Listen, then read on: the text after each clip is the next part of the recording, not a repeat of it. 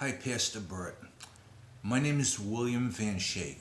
My great great grandfather was the captain of the General Slocum that was on that ill fated trip in the East River back in 1904.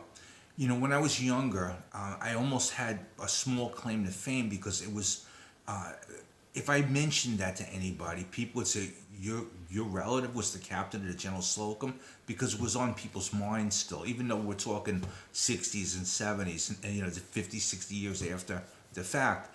But over time, it has kind of passed into history, and very few people these days actually know about it. So it's good that your sermon is and the several parts is covering it. With that said, I'd like to just say a few quick things. One is that if you can't tell by my accent, I was born and raised in Brooklyn. I'm one of those few people that is from Brooklyn, but nobody lives there, as you've said in the past. I moved to Long Island when I was 10. So that comes into play a little bit later in my story.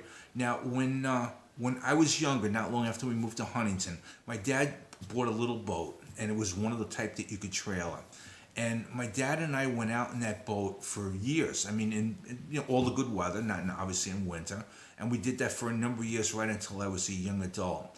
And in Huntington, you've got maybe 6, 8 different places you could launch a boat.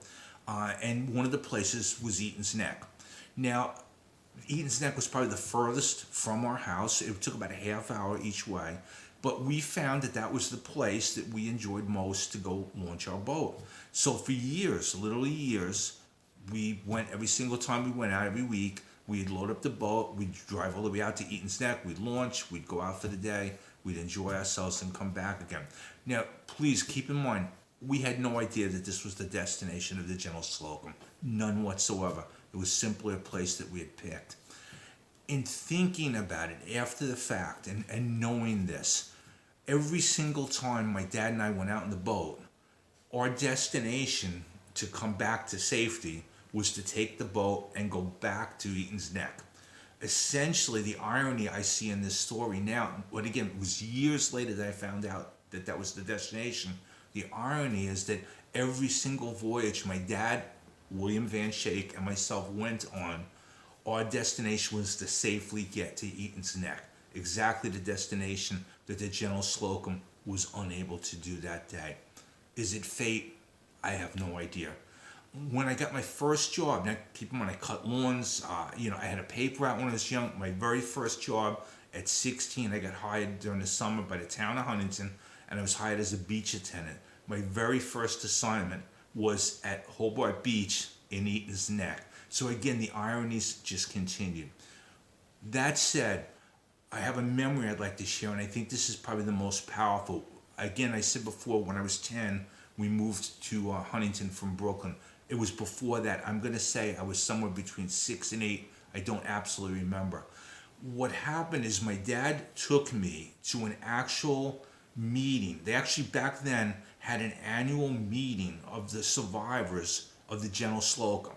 Now, we're talking in the mid 1960s. So you'd assume that anybody that would be at that meeting, even if they had been virtually a newborn baby, they would be at least in their mid 60s. If somebody had been a child, they might be in their 70s. If they had been a late teen, they might have been in their 80s at that time.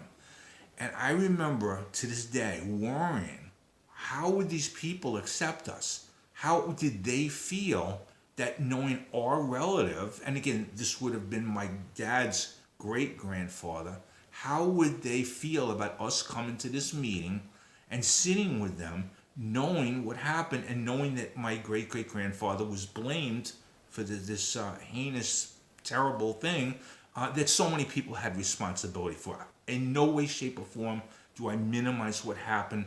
It was terrible. I'm glad it changed things. I wish it had never happened. So I'm not trying to say anything but that. But instead, again, I was 6, 7, 8 years old, we went there, and it was actually held at somebody's house in Queens. And I'm going to say there was a dozen, maybe 15 people there. And instead of them holding animosity, they welcomed us. They were so happy to know that my dad took the time to go there to help honor the memory of their loved ones, their relatives. Then keep in mind, probably every single person there lost a family member, a loved one, somebody close to them, many people close to them, maybe many family members. And then they lived their entire lives. And during their lives, they somehow got in their hearts the ability to forgive. And I remember being a little kid and being so, we'll say, blown away by the fact that these people were so nice and so happy that we were there, that we cared enough to take time out of our day to go do that. And then there's, I don't remember where it was. I believe there is a monument in one of the cemeteries or one of the parks. I don't really remember. I didn't look it up. But in Queens, nearby, I remember we visited that, and it's to the to the memory of all the people from the General Slocum disaster. So if nothing else, take out of this, which I have certainly, take out of that forgiveness. Take out of the fact that if you don't hold hatred in your heart, if you can look past that and you can try to live a good, clean, healthy, happy life and potentially forgive people, especially if it's not that bad. This was as bad as it gets. But I think you can all see where this is going. You're going to be a lot happier. You're going to live the way God probably intends you to live. And I just thought it was really important that, because this is not a story that you read in the books. Now, there is a book, it's called Ship Ablaze, that was written about this. The History Channel did a 100th anniversary special on TV. My dad was actually contacted for it, but he was getting a little older and didn't really want to be involved with it. So if you can look at the smaller things, the things that the guy that cuts you off on the road, the person that grabs the container or the bottle of soda before you get the last one in the supermarket, if you can just look past all those things and say, hey, maybe they're just having a bad day, I think you got the message. I hope you enjoyed the story of the General Slocum, and I thank you for taking the time to listen to what I had to say. Have a great day.